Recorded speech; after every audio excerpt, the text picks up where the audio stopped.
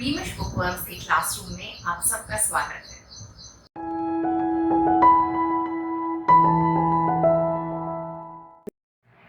बच्चों, आज हम बूढ़ी काकी का पार्ट 3 पढ़ेंगे और समझेंगे। पढ़ना शुरू करें। रात के 11 बज गए थे। रूपा आंगन में पड़ी सो रही थी। लाडली की आंखों में नींद न आती थी। काकी को पूड़ियां खिलाने की खुशी उसे सोने न देती थी। उसने पूड़ियों की पिटारी सामने ही रखी थी। जब विश्वास हो गया कि अम्मा सो रही हैं, तो अपनी पिटारी उठाई और बूढ़ी काकी की कोठरी की ओर चली। सहसा कानों में आवाज आई, काकी उठो, मैं पूड़ियां लाई हूं। काकी ने लाडली की बोली पहचानी, झटपट उठ बैठी। दोनों हाथों से लाडली को टटोला और उसे गोद में बिठा लिया। लाडली ने पूड़ियां निकाल कर दी। काकी ने पूछा, क्या तुम्हारी अम्मा ने दी हैं? लाडली ने कहा, नहीं, ये मेरे हिस्से की हैं। काकी पूड़ियों पर टूट पड़ी। 5 मिनट में पिटारी खाली हो गई। लाडली ने पूछा, काकी पेट भर गया? जैसे थोड़ी सी वर्षा ठंडक के स्थान पर और भी गर्मी पैदा कर देती है, उसी भांति इन थोड़ी पूड़ियों ने काकी की श्रद्धा और इच्छा को और उत्तेजित कर दिया। बोली, नहीं बेटी, जाकर अम्मा से और मांग लाओ। लाडली ने कहा, अम्मा सोती हैं, जगाऊंगी तो मारेंगी। सहसा, अचानक, चटपट, फटाफट, टटोला, हाथों से छूकर ढूंढा, टूट पड़ना, टू अटैक, हमला करना। यहां पर मीनिंग है पूड़ियों को देखते ही जल्दी जल्दी बिना रुके खा लेना। शुद्धा, भूख, उत्तेजित, एक्साइटेड, बढ़ाना या भड़काना। सभी मेहमान खा पीकर अपने अपने घर चले गए थे। पूरा दिन दौड़ भाग करने के बाद रूपा थककर आंगन में सो रही थी। दिन भर की चहल पहल के बाद अब जाकर घर में शांति का माहौल था। मगर लाडली तो जागी हुई थी। उसे बिल्कुल नींद नहीं आ रही थी। वो बहुत ही एंग्शियस थी, रेस्टलेस थी कि कब वो काकी के कमरे में जाए और उन्हें पूड़ियां निकाल कर दे। वो अपनी माँ के सोने का इंतजार कर रही थी। जैसे ही माँ गहरी नींद में सो जाएगी, वो काकी की कोठरी में झट से चली जाएगी। रूपा पक्की नींद में थी, तो बस फिर क्या था, लाडली फटाफट काकी के सामने पूड़ियों का पिटारा लेकर आ गई। लाडली को देखकर काकी ने उसे प्यार से अपनी गोद में बिठा लिया। लाडली ने एक्साइटेडली उन्हें पूड़ियां निकाल कर दी। काकी को लगा कि शायद पूड़ियां रूपा ने भेजी हैं, पर लाडली ने सच सच बताया कि वे तो उसके हिस्से की पूड़ियां हैं। बेचारी काकी का तो भूख से हाल बेहाल था। उन्होंने पूड़ियों को गपागप खाना शुरू कर दिया। 5 मिनट में सारी पिटारी खाली। काकी को खाता देखकर लाडली को बहुत सैटिस्फैक्शन हो रही थी। उसने पूछा, काकी, क्या आपका पेट भर गया है? पर काकी का न तो पेट भरा था, ना ही नीयत भरी थी। जैसे थोड़ी सी बारिश पड़ने पर ह्यूमिडिटी और हीट बढ़ जाती है, ठीक वैसे ही थोड़ी सी पूड़ियां खाकर काकी की भूख कम होने की बजाय इंक्रीज हो गई। उन्होंने लाडली से कहा कि वो रूपा से कहकर कुछ और पूड़ियां लेकर आ जाए, पर लाडली अपनी माँ के स्वभाव को अच्छे से पहचानती थी और उसने काकी से कहा, माँ तो सो रही हैं, यदि मैंने उन्हें नींद से जगाया तो मेरी तो पिटाई हो जाएगी। आगे पढ़ें। काकी ने पिटारी को फिर टटोला। उसमें कुछ खुरचन गिरे थे। उन्हें निकालकर वे खा गईं। बार बार होंठ चाटती थीं, चटखारे भरती थी। हृदय महसूस रहा था कि और पूड़ियां कैसे पाऊं। संतोष सेतु जब टूट जाता है तब इच्छा का बहाव अपरिमित हो जाता है। मत वालों को मद का स्मरण करना उन्हें मदांध बनाता है। काकी का अधीर मन इच्छा के प्रबल प्रवाह में बह गया। उचित और अनुचित का विचार जाता रहा। वे कुछ देर तक उस इच्छा को रोकती रहीं। सहसा लाडली से बोली, मेरा हाथ पकड़कर वहां ले चलो जहां मेहमानों ने बैठकर भोजन किया है। लाडली उनका अभिप्राय समझ न सकी। उसने काकी का हाथ पकड़ा और ले जाकर झूठे पतलों के पास बिठा दिया। दीन, शुद्धातुर, हत ज्ञान बुढ़िया पत्तलों से पूड़ियों के टुकड़े चुन चुन कर भक्षण करने लगी। ओह, दही कितना स्वादिष्ट था, कचौड़ियां कितनी सलोनी, खस्ता कितनी सुकोमल। काकी बुद्धिहीन होते हुए भी इतना जानती थी कि मैं वह काम कर रही हूं जो मुझे कदापि ना करना चाहिए। मैं दूसरों की झूठी पत्तल चाट रही हूं। परंतु बुढ़ापा तृष्णा रोग का अंतिम समय है, जब संपूर्ण इच्छाएं एक ही केंद्र पर आ लगती हैं। बूढ़ी काकी में ये केंद्र उनकी स्वादेंद्रियां थीं।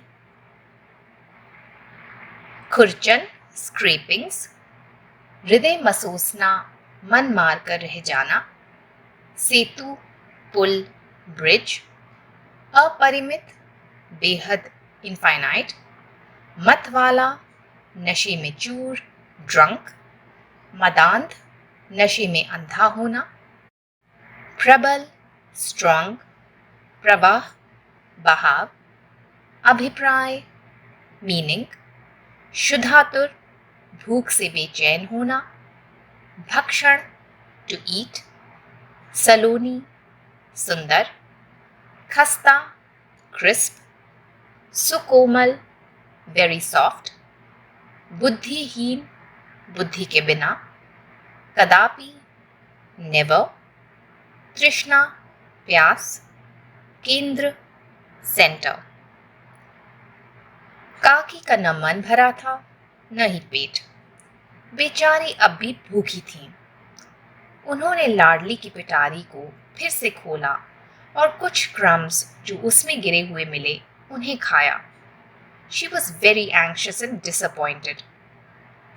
जब सेटिस्फैक्शन रूपी पुल टूट जाता है तो डिजायर रूपी बहाव अनकंट्रोल्ड और इनफाइनाइट हो जाता है।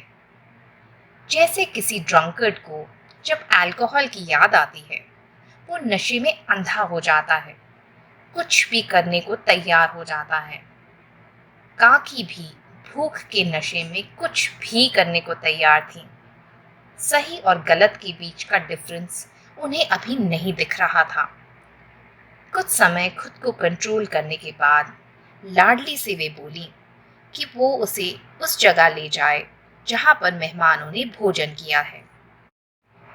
लाडली को समझ नहीं आया कि काकी ने ऐसी रिक्वेस्ट क्यों की, मगर वो उन्हें वहां ले गई जहां मेहमानों के झूठे पत्तल पड़े थे। बेचारी भूखी बुढ़िया क्या करती। भूख से परेशान उसने पत्तलों पर से लेफ्ट ओवर फूड को खाना शुरू कर दिया। भूख इंसान से क्या क्या करवाती है। काकी यूं तो इतनी इंटेलिजेंट नहीं थी, पढ़ी लिखी नहीं थी, मगर वे ये अच्छे से जानती थी कि वे जो कुछ भी कर रही हैं वो गलत है। उन्हें ऐसा नहीं करना चाहिए। पर अपनी भूख के आगे वे हार गई थीं।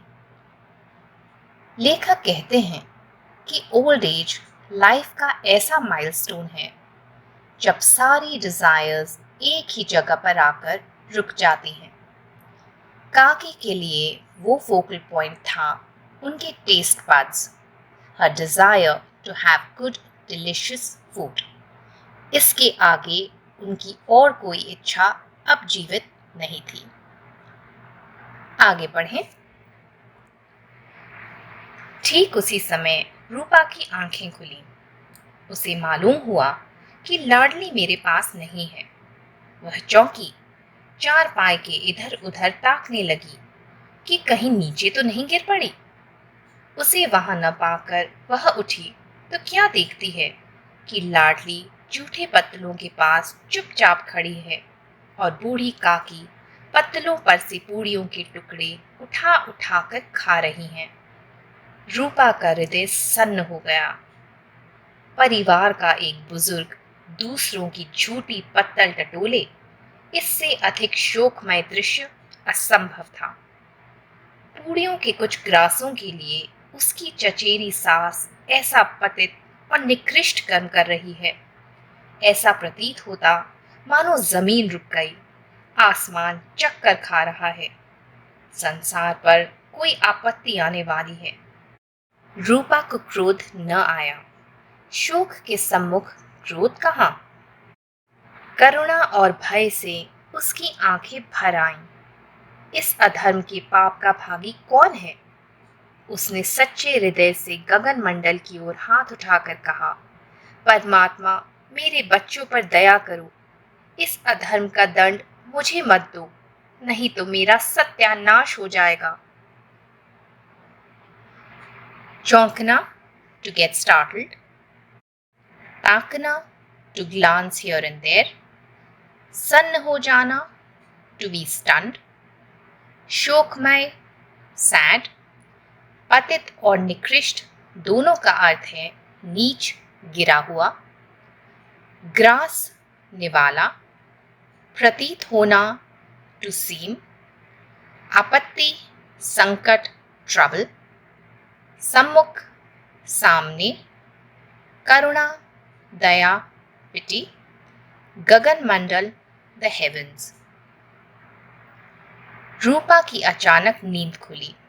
उसने इधर उधर देखा, चारपाई के नीचे भी झांका, पर उसे लाडली कहीं दिखाई नहीं दी। उसे ढूंढते हुए वो बाहर आई तो देखा कि लाडली चुपचाप खड़ी काकी को देख रही है। फिर उसकी नजर काकी पर पड़ी, जो झूठे पत्तलों में से ढूंढ ढूंढ कर पूड़ियों के टुकड़े खा रही थीं। ये नजारा देखकर रूपा को बहुत बड़ा झटका लगा। She was absolutely stunned। घर का सीनियर मोस्ट मेंबर, जिसकी सेवा होनी चाहिए, जिससे सम्मान पूर्वक सबसे पहले भोजन परोसा जाना चाहिए, वो लोगों की झूठन खाने पर मजबूर है। इससे ज्यादा दुख की बात और क्या हो सकती है। अपना पेट भरने के लिए बेचारी बूढ़ी औरत को ऐसा नीच काम भी करना पड़ा। पहली बार रूपा को अपने हाथों हुए पाप का एहसास हुआ। उसे अपने किए पर बहुत ही अफसोस हुआ, शर्मिंदगी हुई। उसे ऐसा लग रहा था कि जैसे धरती रुक गई है, आकाश चक्कर खा रहा है, and something terrible is going to happen to the world। भगवान के डर से और पिटी के कारण उसकी आंखों में आंसू आ गए। उसने आकाश की ओर देखते हुए अपने हाथ जोड़े और अपनी गलतियों के लिए भगवान से माफी मांगी। आगे पढ़ें। रूपा को अपनी स्वार्थपरता और अन्याय इस प्रकार प्रत्यक्ष रूप में कभी न दिख पड़े थे।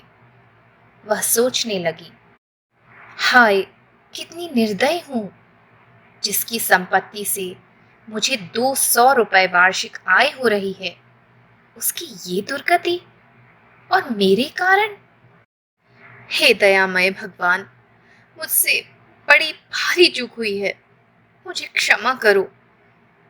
आज मेरे बेटे का तिलक था, सैकड़ों मनुष्यों ने भोजन किया, मैं उनके इशारों की दासी बनी रही, अपने नाम के लिए सैकड़ों रुपए व्यय कर दिए, परंतु जिसकी बदौलत हजारों रुपए खाए, उसे इस उत्सव में भी भरपेट भोजन न दे सकी, केवल इसी कारण कि वह वृद्धा असहाय है। स्वार्थपरता, सेल्फिशनेस, प्रत्यक्ष साफ सामने दिखाई देना, निर्दयी, क्रूअल, दुर्गति, बैड सैड कंडीशन, व्यय, खर्च, रूपा को सही मायनों में अपनी गलतियां और पाप आज दिखाई पड़ रहे थे। इस तरह काकी को एक बेगर के जैसे कचरे में से खाना ढूंढते देखकर उसे खुद से घिन हो रही थी। आज पहली बार उसे एहसास हो रहा था कि वो कितना नीचे गिर गई है। जिस औरत की वार्षिक आय को दोनों हस्बैंड वाइफ पूरा का पूरा निगल रहे थे, उसी औरत को उस घर में भर पेट भोजन भी नहीं दिया जा रहा था। She was feeling very sorry for the old lady and ashamed of herself.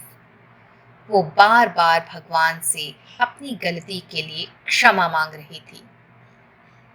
वो काकी को देखकर यही सोच रही थी कि आज इतना शुभ दिन था, मेरे बेटे का तिलक था, कितने ही जान पहचान वाले लोग आए, कुछ ऐसे लोग भी आए जिन्हें शायद मैं अच्छे से जानती भी नहीं थी।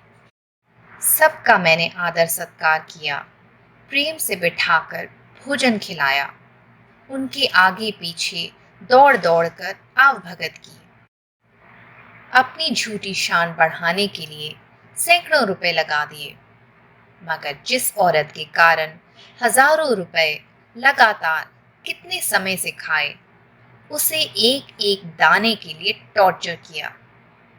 और ये सब हमने इसलिए किया क्योंकि हम जानते थे कि बेचारी लाचार है, उसका कोई सहारा नहीं है। हम सब कुछ जानते समझते हुए अपनी ग्रीड, अपने सेल्फिश नेचर के गुलाम बन गए। आगे बढ़ें। रूपा ने दिया जलाया, अपने भंडार का द्वार खोला और एक थाली में संपूर्ण सामग्रियां सजाकर बूढ़ी काकी की ओर चली। रूपा ने कंठावरुद्ध स्वर में कहा, काकी उठो, भोजन कर लो। मुझसे आज बड़ी भूल हुई, उसका बुरा न मानना। परमात्मा से प्रार्थना कर दो कि वह मेरा अपराध क्षमा कर दे। भोले भोले बच्चों की भांति जो मिठाइयां पाकर मार और तिरस्कार सब भूल जाता है, बूढ़ी काकी वैसे ही सब भूलकर बैठी हुई खाना खा रही थी। उनके एक एक रोए से सच्ची सदिच्छाएं निकल रही थीं और रूपा बैठी इस स्वर्गीय दृश्य का आनंद लेने में निमग्न थी। सामग्री मटेरियल: कंठावरुद्ध गला भर जाना, तिरस्कार निग्लेक्ट, रोआ बॉडी के पोर्स, सदिच्छा गुडविल दुआ, निमग्न किसी कार्य में पूरी तरह से इमर्स हो जाना। रूपा ने अपने आंसू पोंछे और दिया जलाया, भंडार में जाकर थाली पूरे पकवानों से सजाई और काकी के पास आकर बोली कि वे उसे क्षमा कर दें।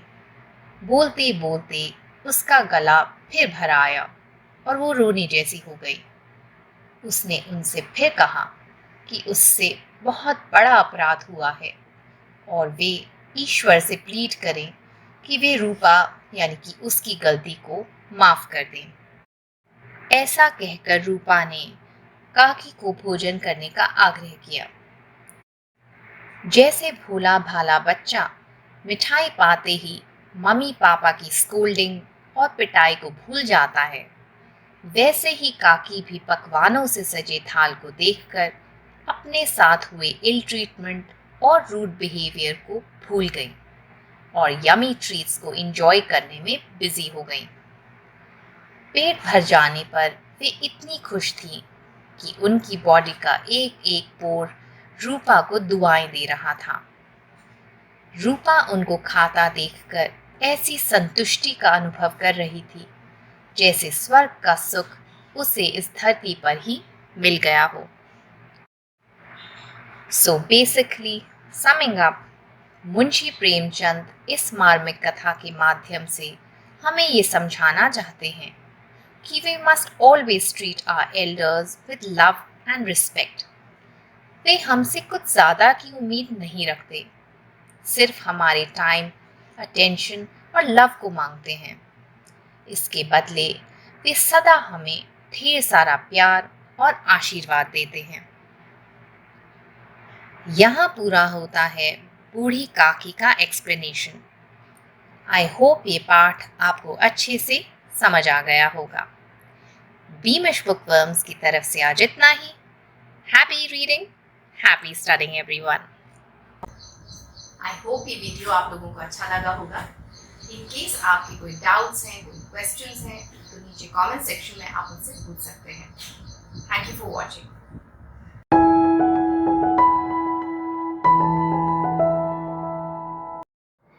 अगर आपको आज मेरे साथ सीखने में मज़ा आया तो प्लीज़ बीमिश बुकवर्म्स को लाइक और सब्सक्राइब करें।